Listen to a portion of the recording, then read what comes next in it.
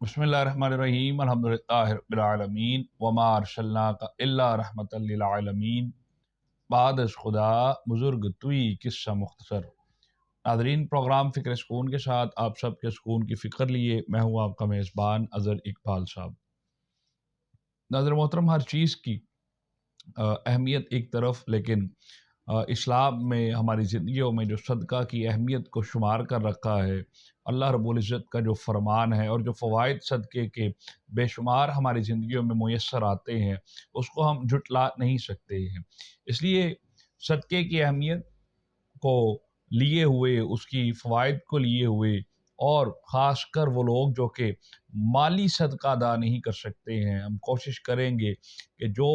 غرباء لوگ ہیں جو کہ صدقات مالی صورت میں ادا نہیں کر سکتے، ان میں ایک بہت اہم پہلو لے کر آج ہم کہ صدقہ ہم کس طریقے سے اپنی جان و مال کا ادا کر سکتے ہیں، بالخصوص اپنی جان کا ادا کر سکتے ہیں، اپنے جسم کے اعضاء کا ادا کر سکتے ہیں، اس کا ایک بہت آسان طریقہ جو کہ فرمان مصطفیٰ صلی اللہ علیہ وآلہ وسلم کے ذریعے ہے، بزبان مصطفیٰ انشاءاللہ آج ہم اپنے اس پلیٹ فارم سے پیش کریں گے۔ لیکن ابھی تک ہمارے چینل کو جس نے سبسکرائب نہیں کیا، ایک اچھی معاشی اور معاشرتی فلاح کے لیے ہمارے چینل کو ضرور سبسکرائب کیجیے۔ ناظرین محترم، نبی پاک صلی اللہ علیہ وآلہ وسلم کے کیا کہنے، آپ سرکار جانتے تھے کہ میری امت میں سے کچھ ایسے لوگ بھی آئیں گے جو کہ صدقات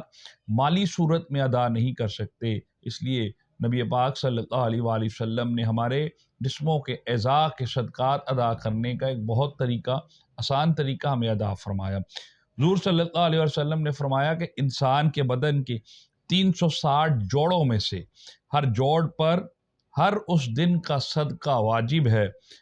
جس دن میں وہ سورج طلوع ہوتا ہے، اور لوگوں کے درمیان انصاف کرنا بھی ایک صدقہ تصور کیا جاتا ہے۔ بخاری شریف کی حدیث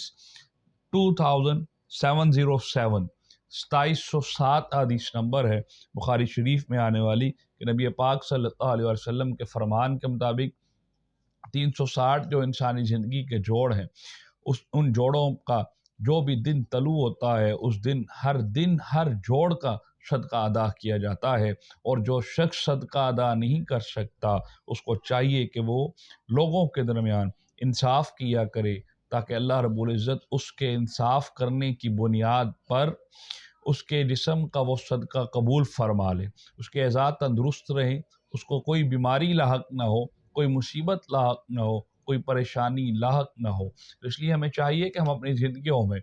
انصاف کو شمار کریں، لوگوں کے ساتھ اچھے طریقے سے پیش آئیں، کسی کے ساتھ ناانصافی ہوتے دیکھیں تو یقینی طور پر اس کو روک لیں، اور اچھے طریقے سے اس میں منصف بنتے ہوئے اس کا فیصلہ فرمائیں۔ اگر ہم لوگوں کے درمیان اچھے طریقے سے فیصلہ کریں گے، انصاف پر مبنی خود بھی زندگی گزاریں گے، دوسروں کو بھی گزارنے کا مشورہ دیں گے، یقیناً اللہ رب العزت اس کو بطور صدقہ قبول فرمائے گا، جو کہ ہماری زندگیوں میں اچھی فلاح اور